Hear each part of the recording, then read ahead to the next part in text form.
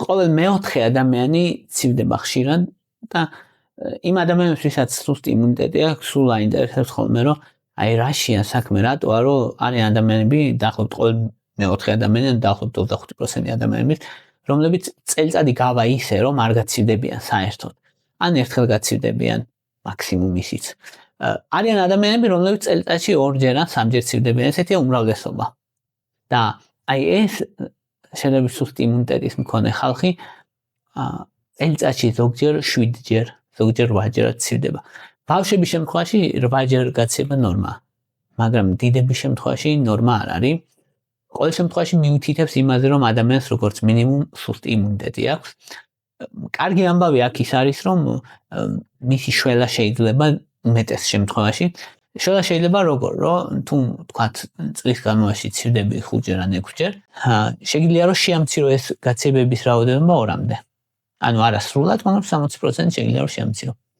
ეს რეალურად ძალიან დიდი შედეგია და აი ამას გეტყვით როგორ. პირველი და ყველაზე მთავარი რაც უნდა გაითვალისწინოთ არის ძილი. ძილის დროს იმუნური სისტემა ჯანსაღდება, მაგალითად ტელიმფოციტები წარმოიქმნება, NK უჯრედები, B უჯრედები, მათი ტრენინგი ხდება. მოკლედ ვარჯიშობენ იმისთვის, რომ ინფექციას კარგად ებრძოლონ, მარტივად რომ ვთქვათ. ღამე ხდება ეს პროცესები. დღისით რომ წამოწევდა დაისვენო, იგივე შედეგი არ არის. ანუ იმუნურ სისტემას ვერ აჯანსაღებს დღისით. ამიტომ ღამის ძილი არის ძალიან მნიშვნელოვანი და დღეში ღამეში 7 საათი უნდა გეძინოს. 7-დან 9 საათამდე, 9-ზე მეტი საათი ძილი არ არის სასურველი, არც 7-დან ნაკლები. და ადამიანები, რომელსაც 6 საათზე ნაკლები ძინავთ ღამეში, 50% უფრო ხშირად ემართებათ გაცემა. მაგალითად, თუნდა დაგმართნოდა წელიწადში 2-ჯერ, დაგემართება წელიწადში 4-ჯერ. ამდენ თუნდა დაგმართნოდა წელიწადში 3-ჯერ, დაგემართება წელიწადში 6-ჯერ. ამდენ დიდი მნიშვნელობა აქვს ღამის ძილს. ამიტომ ყველაზე მთავარი ფაქტორი, რაც უნდა მოაწესრიგო, არის ღამის ძილი.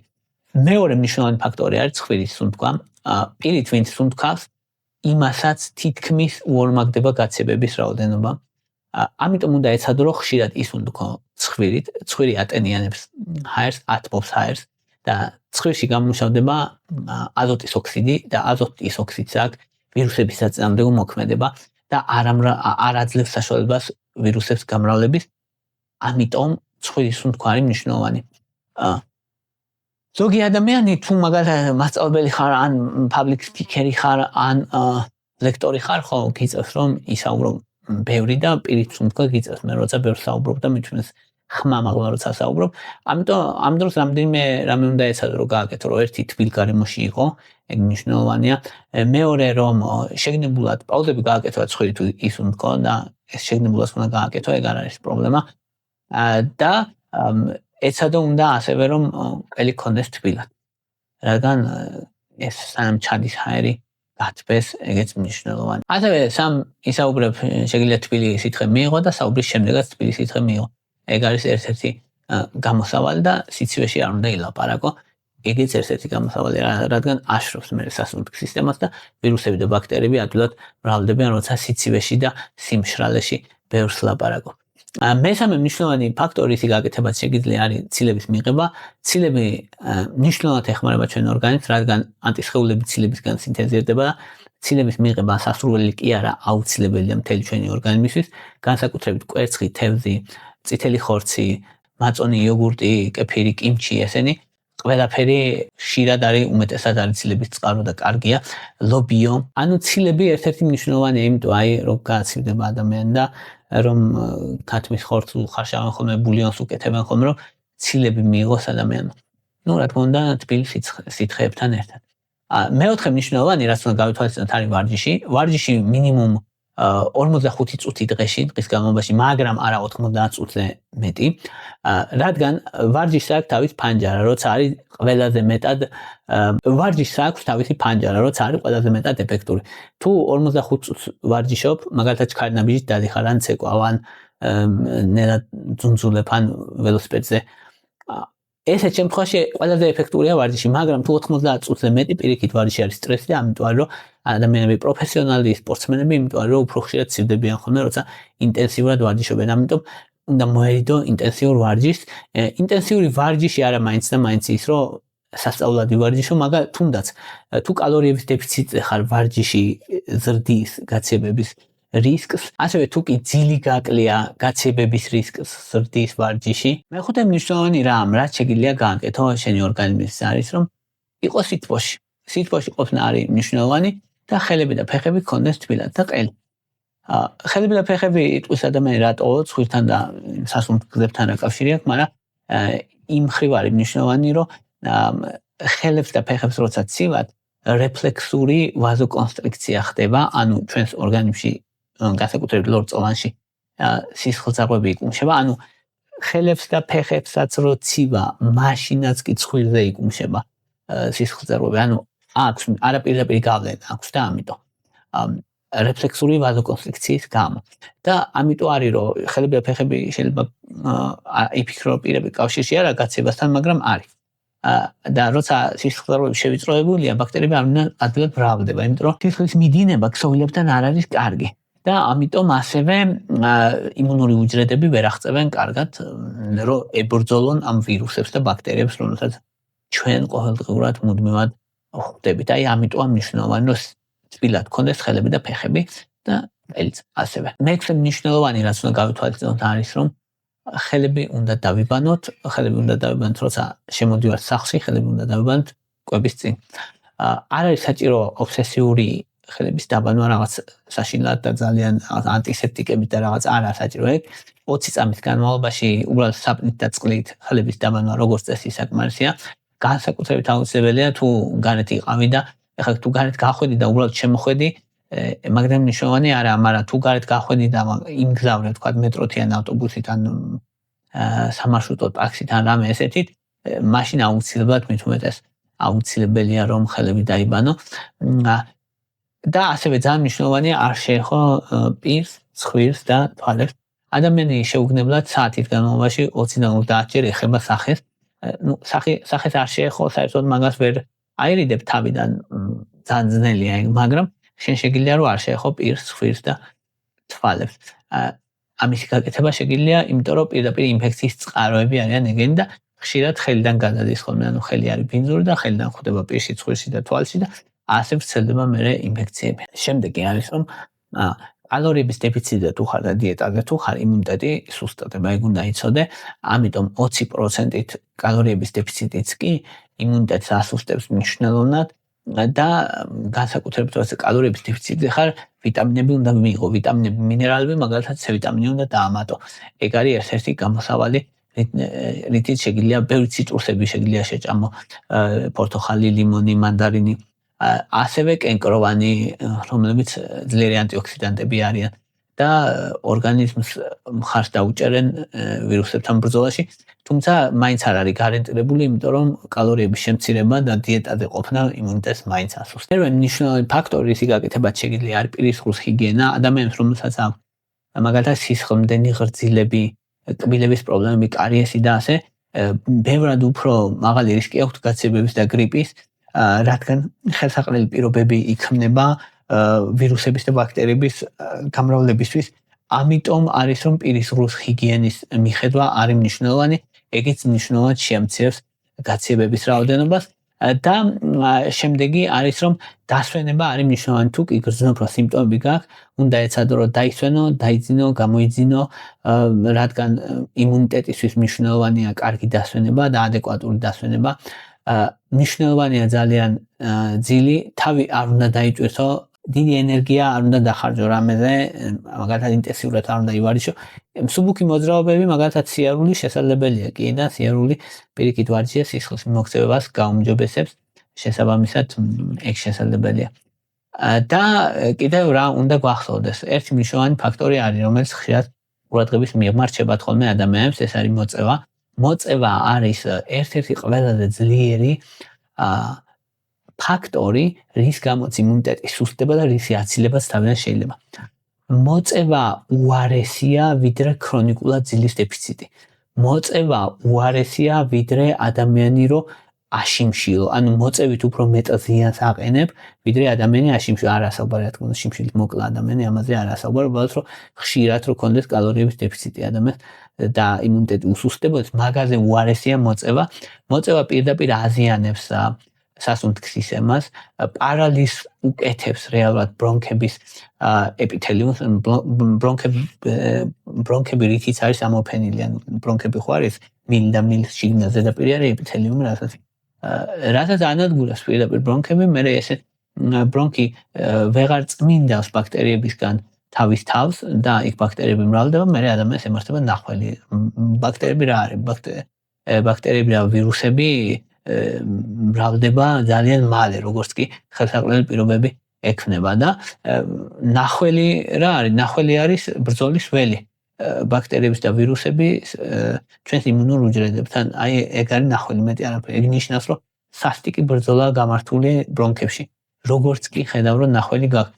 ამიტომ როცა ხედავ, რომ ნახველი გაქვს, ეგ იმას ნიშნავს, რომ საქმე უკვე კარგად არ არის და როცა ეწევი ეს ნიშნულოვნად აძლიერებს რისკს არა მარტო იმისი, რომ ქრონიკული ბრონქიტი განვითარდეს ადამიანს და ეს ნახველი გახდეს ქრონიკული და მერნელა ბრონქები და ფილტვები დაზიანდეს ისე, რომ იყოს შეუქცევადი.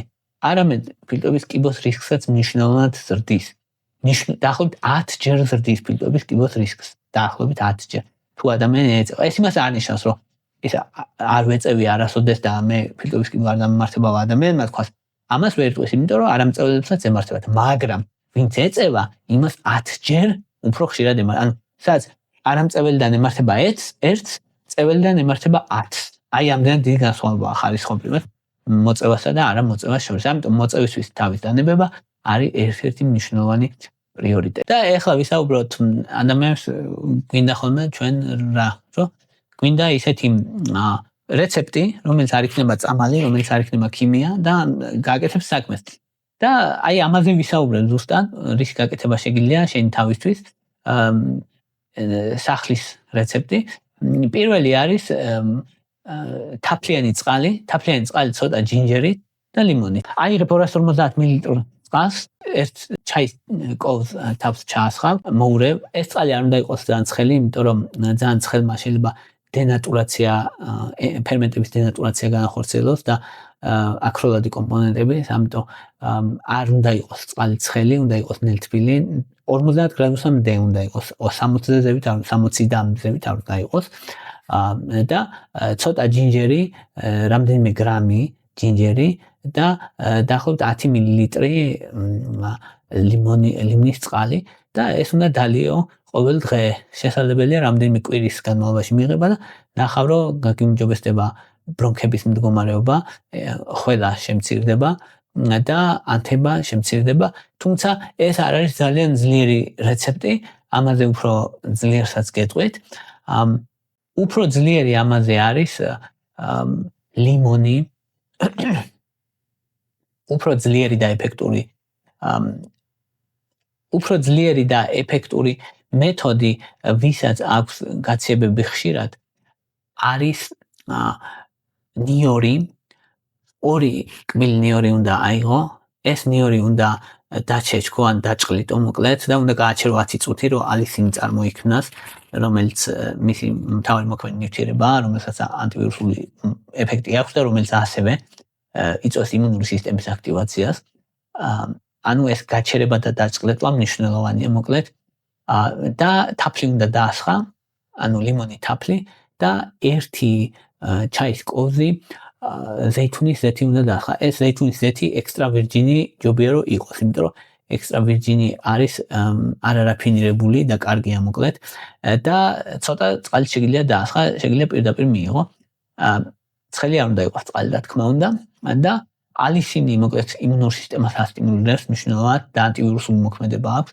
ამიტომ ადამიანები, ვინც ხშირად ცივდებიან, მათთვის არის ერთ-ერთი საუკეთესო, რაც კი არსებობს. აი თითქმის წამლის დონის მოქმედება აქვს, ანუ წამალივით მოქმედება აქვს, ანუ ძლიერია. არ არის სუსტი, რომ ადამიანებს გონიათ, რომ ვინაიდან ნიორი არის ბუნებრივი, სუსტია, არ არის სუსტი და მაგრამ პირდაპირ გადაყლაპვა არ არის, უნდა ჯობია რომ დაჭყლიტო, ჯობია რომ გააჩერო, ეგ მნიშვნელოვანია, რომ ალისინის საკმაო რაოდენობა წარმოიქმნას. თაფლი იცავს კუჭოს გაღიზიანებისგან, ზეითუნის ზეთი ასტაბილურებს ალისინს და მის შეწოვას ხელს უწყობს და ამიტომ ეს არის ერთ-ერთი საუკეთესო მეთოდი. შენ შეგიძლია ყოველ დღე და იგივე დროს მიიღო ეს. თუ გაცებული ხარ ყოველდღე რამდენიმე დღის განმავლობაში თუ ცოტა გაცების სიმპტომები გაქვს ძალიან გაცებული არ ხარ უბრალოდ ცოტა გაცების სიმპტომები გაქვს მაშინ კვირაში 3ჯერ და თუ გინდა პრევენციისთვის კვირაში 2ჯერ კვირაში 2ჯერ მიღება პრობლემა არა გამულად ყოველდღე მიღება არ არის რეკომენდირებული ზოგ ადამიანს გონია რომ ანუ ყოველდღე თუ მივიღებ სულ ყოველდღე უფრო უკეთესია არ არის უფრო უკეთესი იმიტომ რომ იმუნური სისტემის სრული აქტივაცია რო ხდება ხოლმე და ზედმეტად აქტივაცია მე ეჩვევა იმუნური სისტემა ამას და აღარ აქვს ეფექტი დაახლოებით ისე როგორც ყავას რო სვავ და მე ეფექტს კარგავს დროთა განმავლობაში ეგრეა ნიორიც და ამიტომ არ არის სასურველი და ამიტომ კვირაში 2ჯერ საკმარისია იმის რომ იმუნური სისტემა დაასტიმულიროს მნიშვნელოვნად. და მესამე რეცეპტსაც გეტყვით, რის იმამზადება სახში შეიძლება, იმიტომ რომ ან პირველი რეცეპტი იყო რაზე, უფრო მეტად ხელაზე, ეს თაფლიანი. მეორე ნივრიანი იყო უფრო მეტად იმაზე, რომ გაცემის და გრიპის სიმპტომები გაქვს და მესამე, რისი მიღებაც ყოველდღე შეგიძლია მთელი ცხოვრების განმავლობაში ისე რომ შენს ჯანმრთელობას შეუწყო ხელი. ამისთვის შენ შეგიძლია ჭამო იოგურტი, მაწონი ან კეფირი, უნდა იყოს ბუნებრივი რა თქმა უნდა უშაქრო, შაქრიანი არ უნდა იყოს, ეგ ძალიან მნიშვნელოვანია რა თქმა უნდა. და დაამატე ერთი სუფრის კოზი შვრია, ერთი სუფრის კოზი ჩია და სელი. სელი ჯობია რომ იყოს დაფქული. და ამოურიე, ნუ ზოგი ტოვებს ხოლმე ღამეც და მე დილით იღებს ხოლმე, ესეც შესაძლებელია და ამ გზით რეალურად რას აკეთებ? ამ გზით იღებ პრებიოტიკებს და პრობიოტიკებს ერთად, ანუ შენს იმუნურ სისტემას ეხმარება მნიშვნელოვნად, იმიტომ რომ ნაწლავშია ჩვენი იმუნური სისტემის 70% ლიმფური კვანძების და ლიმფური სისტემის არის ნაწლავებთან და ნაწლავებთან ასოცირებული, ამიტომ უზარმაზარი მნიშვნელობა აქვს პრებიოტიკების და პრობიოტიკების მიღებას და თუ ერთად მიიღებ, ფლად საუკეთესო ვარიანტია, ერთმანეთის მოქმედებას აძლიერებ, თუ ყოველდღე მიიღებ ფლად კარგი დილით ან შუადღისას არის სასურველი. და რამდენიმე კვირაში უკვე შეამჩნევა შენი იმუნური სისტემა მნიშვნელოვნად გაუმჯობესდა. აი ასე შესაძლებელია ნამდვილად იმუნური სისტემის გაუმჯობესება. ვისაც მოგწონთ ჩემი ვიდეოები და გინდათ რომ ხელი შეუწყოთ ჩემი არხის განვითარებას, მაშინ შეგიძლიათ დონაციები გააკეთოთ, ქვით აღწერაში ანგარიშის ნომრები. თუ არ გაქვთ საშუალება არ არის პრობლემა, უბრალოდ დალაიქებაც, გაშიარებაც ან დაკომენტარებაც დიდი მხარდაჭერაა თქვენი მხრიდან არხის განვითარებისთვის გაკეთებული. ამიტომ მადლობა რომ მისმენთ და მადლობა რომ გაინტერესებთ.